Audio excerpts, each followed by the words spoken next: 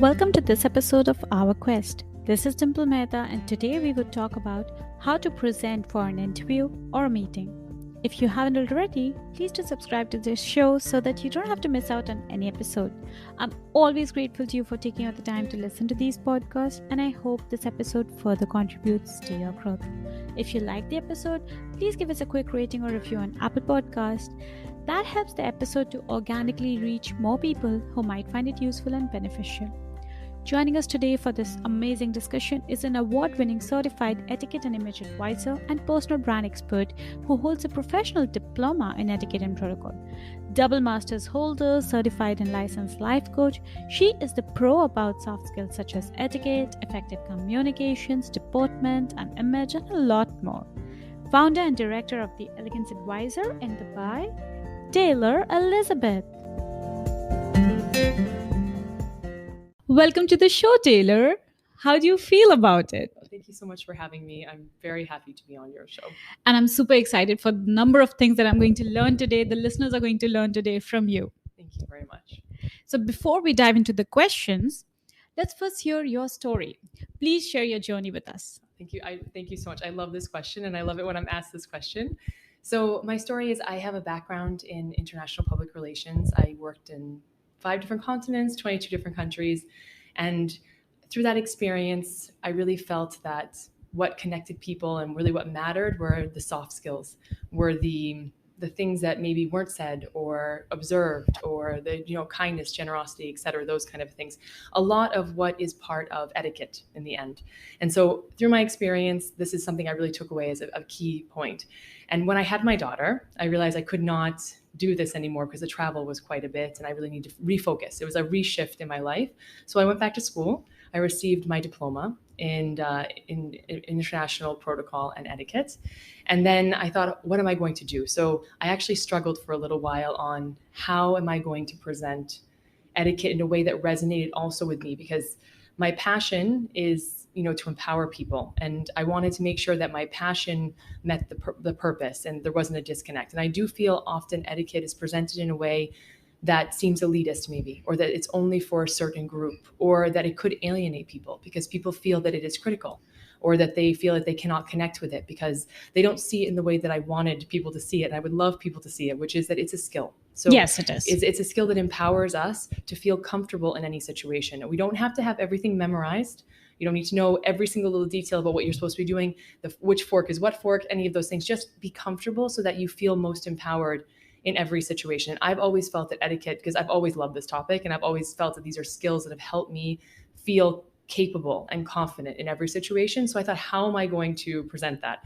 So it took me a little while to think about how I want to present this to the world through my consultancy that I have here in Dubai. And I did come to that in 2019. I started the Elegance Advisor consultancy, which is a consultancy that's based on etiquette, soft skills, effective communications, and personal branding. And I focus on empowering people through these different elements, these soft skills, to be the best version of themselves, either personally or professionally. And so I started the consultancy. I started my Instagram page, which has quite a bit of following all around the world, which is a huge source of actually growth and empowerment for me, because it's incredibly to have that support from everyone, and to know that there are people out there that are on a similar journey towards self-improvement, because that's what it is, using these skills. And so that's pretty much my journey how I arrived here and what I'm trying to do. So again, my passion is really empowering people, and I use etiquette, soft skills, effective communications, and personal branding to do that. So now I'm just diving straight into the first question, Taylor.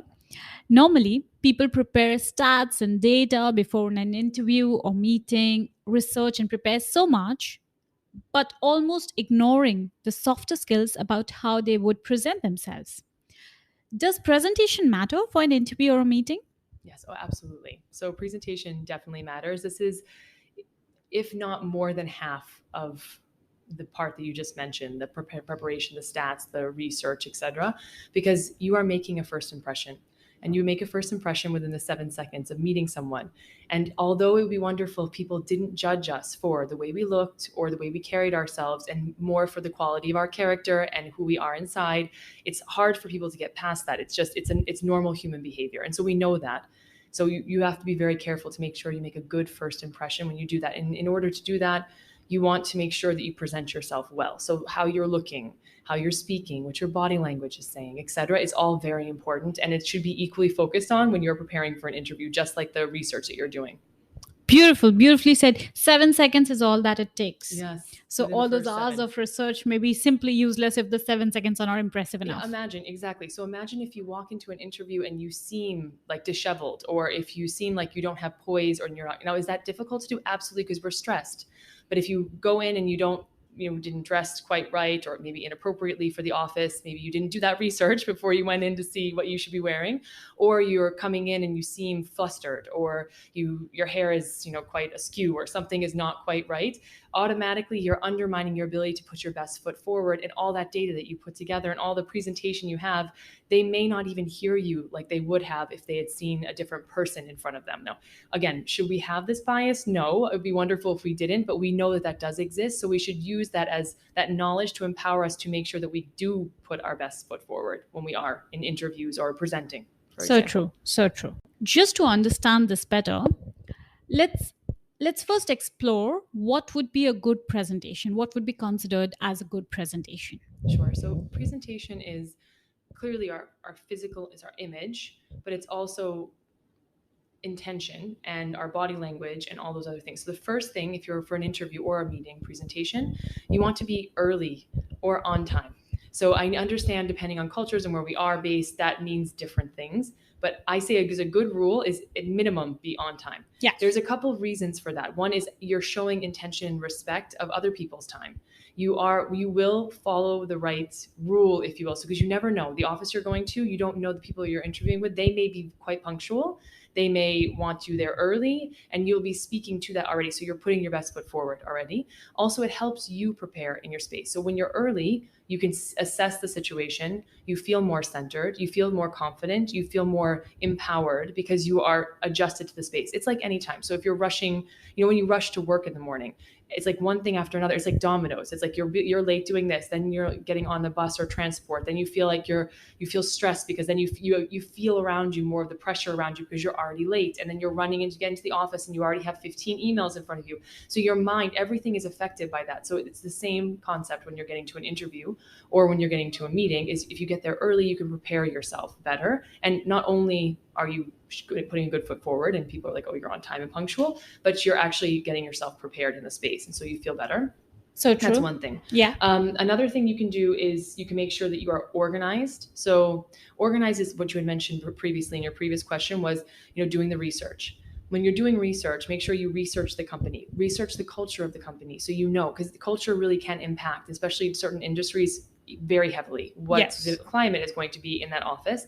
Research the dress code, and then dress one level up. So whatever you're doing, because it's an interview, and so the interview you should be showing your best foot, but also showing the intention of you have made an effort, that this matters to you, because that's what you're saying through your appearance. So you want to research and make sure you know how they dress. Look at the industry. So if you're working in tech, then it's probably a little bit less formal than it is, for example, if you're working on Wall Street or you're working in a business or you're working in finance, and then you still dress one level up. Another thing, if you want to come across, professionally, you want to be organized. You want to have things collected. You don't want to seem like, don't hold a lot of things in your hands. Have things well put away. If you have a attaché case or a briefcase or a handbag or something, please, have everything's well stored. And so that way you're prepared. You don't feel like you have to balance things. That's always really awkward whenever you're walking into a room and you have things in your hands and you don't know what to do with it. Again, dress neatly. Press your clothing. It does not have to be expensive. It does not have to be designer. It doesn't have to be any of those things, but it should be pressed, clean, no holes, well kept. You should be well groomed. So hair well brushed. If you wear makeup, wonderful. Make sure it's appropriate for what you're doing. So it should be subtle in that case, in most cases, unless you're in the arts. If you're in the arts and you're going for an interview, then you need to show that because that's part of your personality. And then you want to make sure that odors are a big thing. So odors run the gamut. They mean many different things. They mean perfume, right? And where we live in Dubai, perfume is a very big deal. Oh, yes. But there's a time and place for all perfume. And with all cultural considerations respected, there is a time and place for certain perfumes because you never know. And again, that first impression. So if somebody's very sensitive perfume, has allergies, it makes them nauseous or ill, you never know. So it's better to err on the side of caution and go with something very light or none at all even that day, because you never know. Because imagine you want them to hear you, what you're saying, but they can't even listen to you because they're physically ill, because of the scent. So there's that. Also, bodily odors in general, we should just be overly aware of that. Now it's difficult because sometimes we're not aware, but just cleanliness, hygiene, things of this nature, that really helps, because again, it can put, some people are very sensitive. It can turn off some people. Totally, yes. it absolutely can, and that can negatively affect. So you could be the best candidate they've ever had. You could be so well prepared and so intelligent and leader in your field, but if what you're doing here is you're creating with your image and your presentation this idea of fit. So you want the person to look at you and say, okay, this person is qualified, because most people that are coming in for this position will be qualified. You've made it this far. This is a hard skill. But the soft skill is what makes that feeling of fit between you and the person interviewing you. So it's like you want them to like you, to see you in their team, to make sure that you put everything forward. And these little details can really affect whether or not people see that and you have that fit. So it's very important, those kind of things. Have questions. So please have questions prepared. Have questions prepared that you've practiced the response to. But then also questions to ask. Please have questions. Please don't, if they ask you, oh, you have any questions, and you don't have any questions, that's saying something about both your preparation and your intent, because it's impossible not to have any questions, because unless that interview was all day long, there has got to be some area, and they want to see that. So it's really important. And when you are phrasing those questions, because it's impossible, since we're not privy to all of the information that's going on in a company. So it's not so much the detail of the answer, but what you are touching upon. So if you know from your research that the company is really big on emotional intelligence, or they're really big on staff, support, or they're really big on AI, or whatever it is that they're doing, make sure you gear your responses towards things that you can provide to them to support their mission, whatever it is, whatever their goal is. So if there is, we want a happy team or whatever, make sure you show that in your responses. If you want to be the leading, AI technology in the next 10 years in this market, and you know that there are competitors doing the same thing, you can bring up the fact that you have experience in this, and you have a unique angle in doing that, because that's what they're looking for. So those kind of things. That's part of your preparation, I think, when you're going into as your image, and also being prepared. Being prepared is a huge part of the interview. And body language. So body language is huge. Body language is, depending on who you ask in the studies, it's about 75 to 90% of the way we communicate is nonverbal, which means our body language or our tone. So tone is huge. But body language is, so and unfortunately for those people listening today, I cannot show you, so I can just describe. So when you have body language, make sure you have open and engaged body language, which means that you are making eye contact with a person. I know that is difficult for some cultures. You maybe have been raised where that's not acceptable to do. In international, multinational, or cosmopolitan environments like Dubai, for example, that is something that people are looking for, because they've become used to it, or this is part of the culture here. So when you're making eye contact, you want to look generally in the vicinity of the face. Try a couple seconds, and then you can look elsewhere, but just make that eye contact. You want to do, nod your head, that you acknowledge and hear what they've said. You want to smile, your natural smile, because smiling helps us because it calms us down, but it also helps engage with the other person. You want to lean inward. Do not lean back or slouch. You want to lean inward, because that shows that you are, again, engaged. You're saying a lot with your body language. Don't fiddle with things in your hands. Don't be distracted. Don't, as women, for example, I'll speak as women with our hair. Often I have long hair also. I'm like moving the hair behind so do your hair in a way in which you do not have to touch the hair or anything of that nature. And yet you want to make sure that you are showing engagement. So nod your head. And then the last thing is active listening. So active listening is when you're listening to understand what's going on, not to respond. And this is tough in an interview, because you have your responses. You're like, what you want to say. I want to respond this way. I already have my answer already.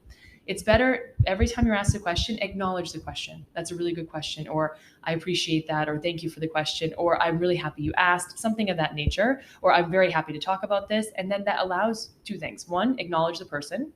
You're letting them lead by not just jumping on it, and not just, dictating how the conversation goes. And then you're moving forward in a way that gives your brain some time to think and collect and be calm in your response, because you haven't just jumped into it. Also, another thing of active listening is you want to make sure that when somebody asks you a question, that if you understood it. So you reiterate the question back. So what I've understood you ask is this, just in case you don't understand. It's good to do that even if you have understood every so often, because it shows you're listening and you're engaged, and this is a conversation. It's going back and forth. It's not just they ask a question, you respond. They ask, it's like, that's like a tennis match. You know what I mean? It should be a little bit more, I don't know, 360, you know, a little bit more engaging than that, than just back and forth, back and forth. So that's really important as well.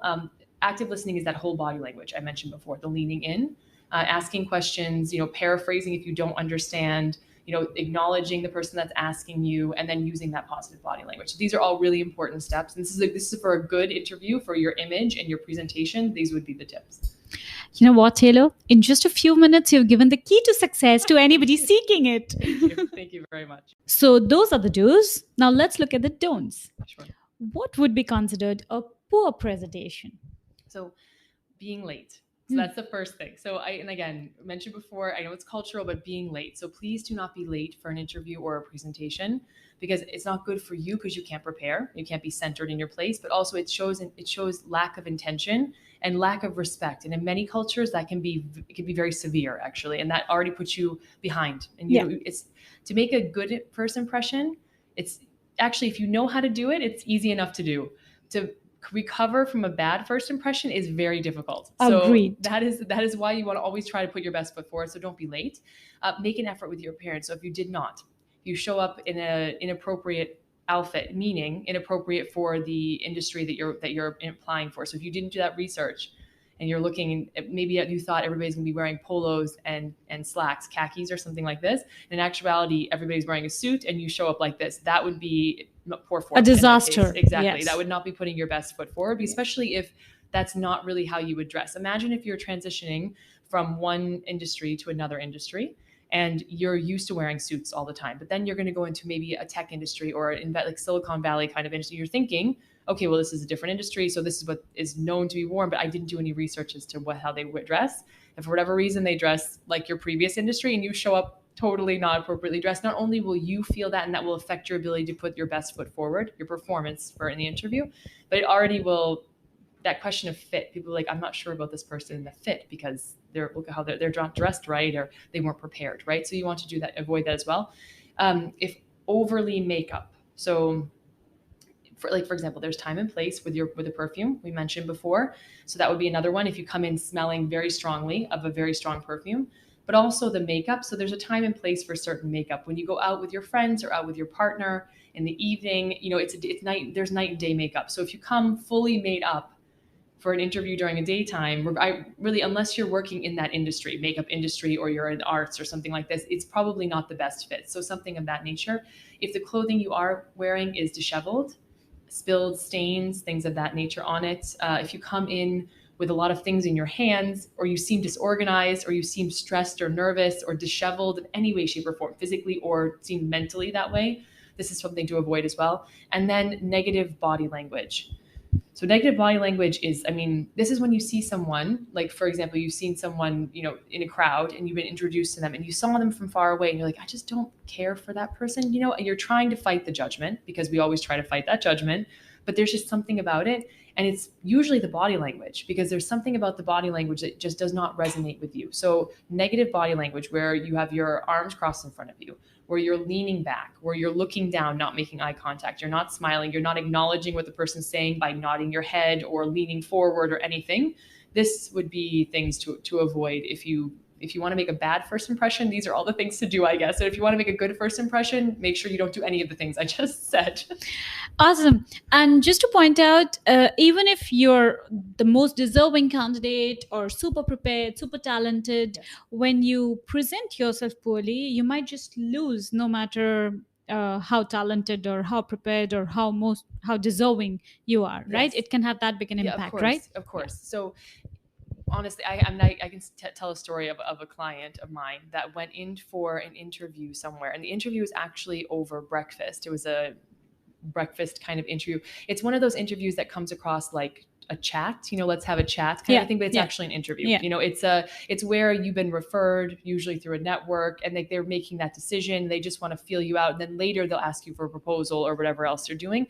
So they went in for this interview for it, and some of the behavior that they displayed during this breakfast meeting wasn't exactly as it should have been. The table manners were one part of it, but besides that was just the questions that were asked and the interaction and this body language and a lot of these other things, and actually some table manners concerns. And that's actually why they ended up coming to me afterwards.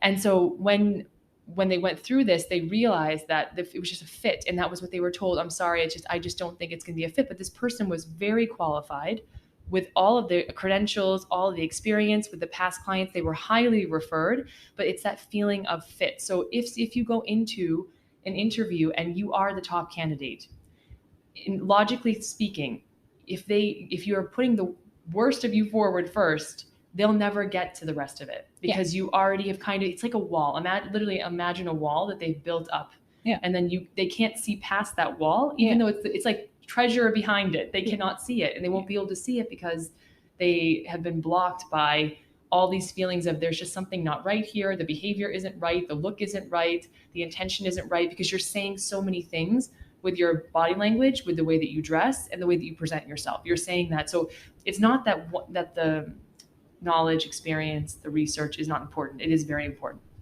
but you want them to see it. Yeah. And they won't see it if you don't get there. Yes. You won't get there if you don't present yourself well first. I think oftentimes these soft skills don't get dismissed, but they get kind of overlooked because we think that we all do them, and we do to a certain degree. But this is where, a little bit of self-awareness and development to know which areas we need to improve upon, or when and where. This is time and place. Time and place is something I talk about all the time. When do you behave a certain way? Like, when do you decide to focus and really bring that forward? In interviews and presentations is definitely a time and place where at this time you want to make sure you're putting extra effort in all these things because you want to get past the next. I do a lot of coaching with online video, like for interviews and for applications for, working in different countries and things like that. They actually usually ask for a video. So I prep a lot of people on what to do in these videos. And I always start with, okay, I know that the content, you're well qualified. They've asked you to apply. This clearly you are a good candidate for them. But the most important part of this, the two parts, is how you present yourself, because otherwise you could be saying like the most genius things, but they won't hear it if everything else is not supporting that. So if there's a disconnect, like because your behavior is unprofessional, or because there's something distracting, or whatever, then they won't even hear it. So in order to make sure you're heard and you're seen for what a great candidate you are and who you are, make sure that image is supporting it. That's congruent, it's working together. Yeah. Otherwise their decision is already made and probably it's not in your favor. Exactly. Yeah. I wish I could explain to the listeners how gracefully you're sitting there with the beautiful poise and posture, epitome of etiquettes right there. Thank you. Are these skills something that people are born with or one can learn? Thank you for this question. So these are definitely skills you can learn. So etiquette and presenting, effective communications, all these things they're skills, these soft skills. And they're like any skill that we learn. It's just awareness that we are in need of them, and not need of them because they don't exist at all. They're just something we need to bring out in ourselves. Now, do some people have more inclination or tendency towards? Yeah, absolutely. Like all of us do. So I like to always equate this to like very basic skills that we all have, like maths, for example. Some people are more inclined to maths. Some people are more inclined to, the sciences or to literature, or they're more inclined to the arts, for example, very creative. It's not that one's better or worse, it's just they're inclined. So some of us are more inclined to sensitivity or awareness to our body language, or to the way that we impact others, or we're more observant. So we notice it's not a conscious choice. Usually it's just, for example, I like attention to detail. So if you ever hear anybody like, I like attention to detail, I like being observant, I like watching, some people are like, I have no idea, I don't have time for that, and it's not on my radar. So it's just your natural inclination. So that's just something that comes naturally to certain people. But it doesn't mean that you don't have it also. It just means that's not in the forefront. Maybe for you, it's something else. Like it's one of those other skills. Just not dominant. Not dominant, exactly. But you do have it within you. And even if it's very small, you can develop it like any other skill. So these are soft skills, but it's just the first part is the awareness. So you have to bring to awareness this is something that you would like to invest in. So all skills are an investment. Yes. And my page and in my consultancy, we believe in being genuine. So you should be the best version of yourself. And so when we're empowering people through their soft skills to be the best version of you, it is about being you. So not being somebody else, certainly not being me, because I want people to be the best version of them. So it's just realizing that in order to be that best version, I would like to focus on this. So we don't fake it till we make it, because I really don't care for that expression whatsoever. I don't want to fake anything, because disingenuous behavior is very clear. And the observer can probably read it if you're faking immediately. So better, you want to adapt to something until it becomes a habit. So realize that you realize you do not have this as strong of a skill, and so you want to develop it. That's the awareness. So you're going to adapt to it by making it a focus and deciding, okay, I'm going to commit every day to improving this area. My biggest advice is little at a time, small steps for the adoption of a skill. It's small steps after another, and then it's continual commitment to it, and then be consistent. These are the 3 ways. And eventually it becomes habit, and then you're not even consciously thinking it. Then you have this skill. Then it is to the forefront. You have moved it. If you think, different blocks in our brain, you've now moved it to the forefront because you decide it's of value and it's something you want to work on. And then therefore it is important. So yes, you can definitely build these skills. And the best way to do it is to be systematic in your approach. So you need to be like, I want to improve this and I'm going to do it. This is my focus. So for example, if it's making eye contact, as I mentioned before, then you just slowly, every day you commit. It's going to be awkward. This growth process and this is not easy. Anytime, and I just had a conversation this morning in a meeting I was in. That moment where you feel uncomfortable, embrace that moment, because that's the moment of growth. That is exactly where you're growing. Growth is not comfortable. It is never comfortable. That's so quotable. I'm going to quote that. Thank you. Yeah, lean into that moment, because it is not, the fact that it's not comfortable it's not supposed to be comfortable, because that means you're challenging yourself. And once you challenge yourself, yes, you've adopted the skill, but not only that, you have the confidence that you've been able to do it. And once you have the confidence to be able to do it, then you're unstoppable, because you can do it in so many different ways. So lean into that moment of where it's uncomfortable, and then choose the growth. By choosing, and how you choose the growth is you recommit every day to developing this skill over and over and over again. And once the skill is adopted, because you've been consistent about doing it, then it's a habit. And then you have it. So anyone can do this, anyone. And I think also, this is not my quote. I believe it's Eleanor Roosevelt, I believe's quote is that the comparison is the thief of all joy. So don't compare yourself to somebody else. We're all on our different journey with this. It may look a certain way on the outside, but you don't know how long ago they started on this journey. Or maybe those skills are up front, but then the skills that you have, theirs are behind. They need to bring those forward. You don't know where in the organization of their brain these skills are. So we're all on different journeys. So I think sometimes, especially with etiquette, when we're talking about etiquette, people think it's not for them, it's not relevant for their life, etc. But all of these skills,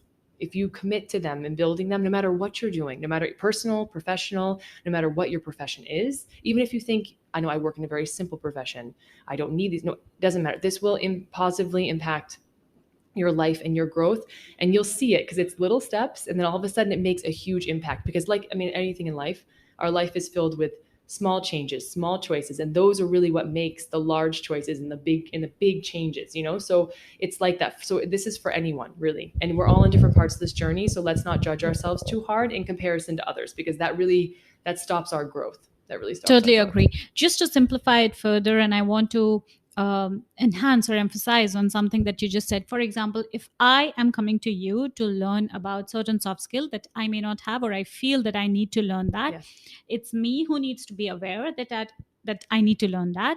And even though you're going to guide me and tell me how I can learn it, I'll have to put in a lot of efforts. yes. And that growth may or may not sound that comfortable for me, because yes, like you mentioned, for example, when I have to learn about eye contact, it may feel awkward at once. Yes.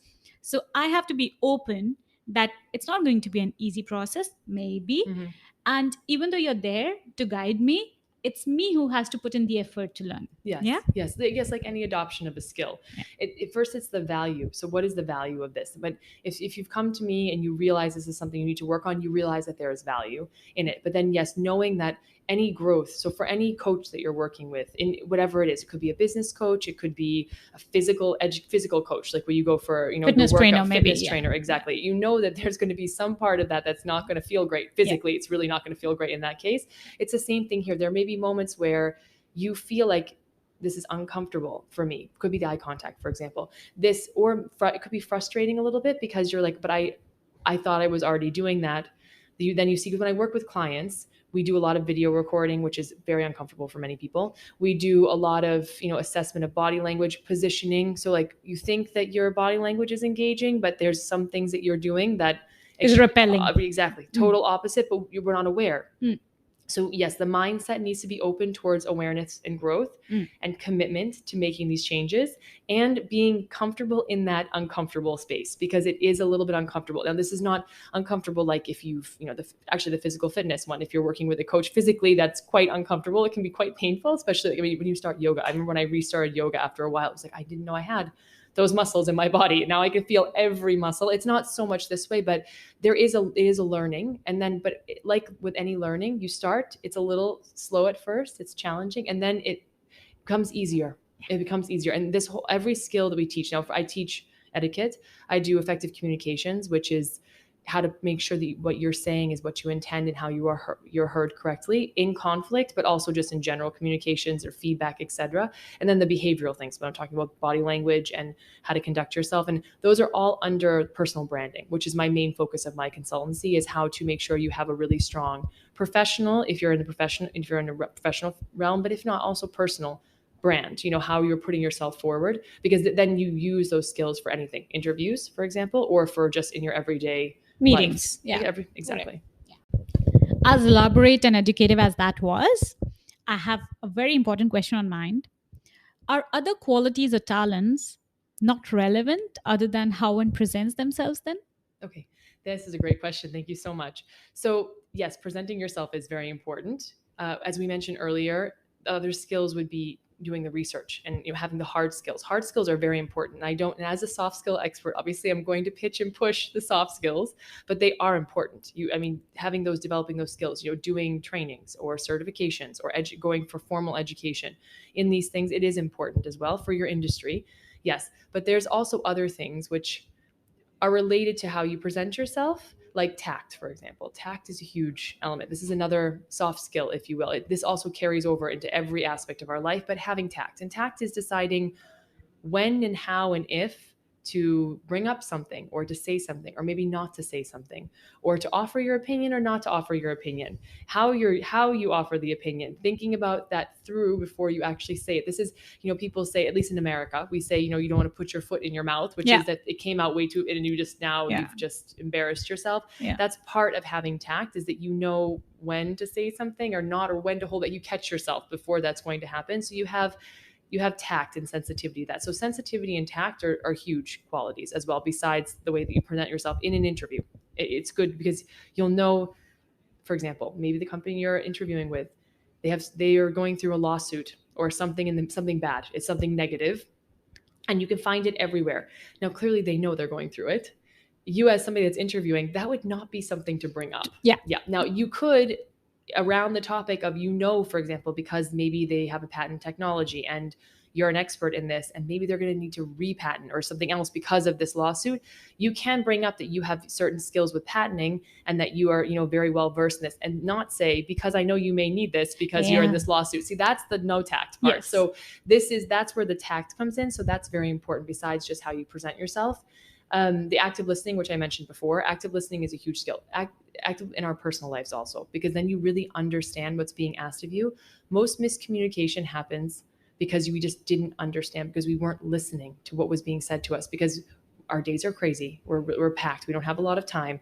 We're already thinking we have the response, and we already have the response we want, even though they haven't given it to us yet. And there's so much learning in actually listening to what somebody says, because then you can you've realized there's been a miscommunication, or you've learned something. Either you've learned something about the other person, about the situation, or about yourself. And it could be, wow, I really was not listening. Or it could be, I was going way in a different direction with this, and now I understand, so let me correct, which can fix a lot of problems, even without the other person involved, because you've now understood yourself and the situation and the other person better. Being observant is a huge thing. So being observant, and I think being okay with silence is really important, as I've been talking now for this entire time. But silence is really important, knowing when to use silence and just listen. and actively listening, but just being quiet and being okay in the silence is a huge skill in an interview as well, because you want the interviewer to lead that. They are leading the conversation. Yes. It's not you. Yes. And you, even though you want to show, maybe you have so many skills and so many things you want to say, and you want to say everything because this is the biggest opportunity you've ever had to do it. You want them to lead. They want them to be in charge of it because they are. So you don't want to behave. So that's where silence comes in, because you allow them to finish their conversation. As a coach, because I'm an etiquette coach and soft skills coach and personal branding, but I also am a life coach. So in life coaching, it's very important to allow for silence, because usually if you ask a question of your client, when they respond, usually they respond and then there's a pause because there's reflection, and then there's a follow-up, and usually that follow-up gives you the direction to help them, because as a life coach, you're empowering people to be the best, to empower them to find their own solution. You're not the solution. You're like not even a guide. You're a partner in helping them. You're just helping them discover whatever it is. Exactly. So therefore that silence is incredibly important. And then flip to that is being a good conversationalist. This is a huge skill. So conversation even in an interview, because again, you're trying to build connection between the other person. You're trying to create a sense of fit. If you walk in and you are silent in that first part, not waiting for them to ask you the questions and things like that, but just silent, it's not particularly engaging. You have an opportunity to connect with another human being, and you don't know what commonality you'll find between that person. So if you have small talk, and people hate small talk, which I get, I love it personally, but people don't like small talk because it's uncomfortable, because you're afraid you're going to get judged, or there may be silence and nobody responds, or you don't know what to say, or maybe you'll offend someone. I mean, there's a lot of different things. So learning how to be a conversationalist, which is, knowing how to get people to talk about themselves, things they like, or things they feel passionate about, because then that will carry the whole conversation and you will seem so engaged and engaging and likable. And that's a huge part of this interview process. Even if it's only 5 minutes of that first interview, if you're like, oh, how are you?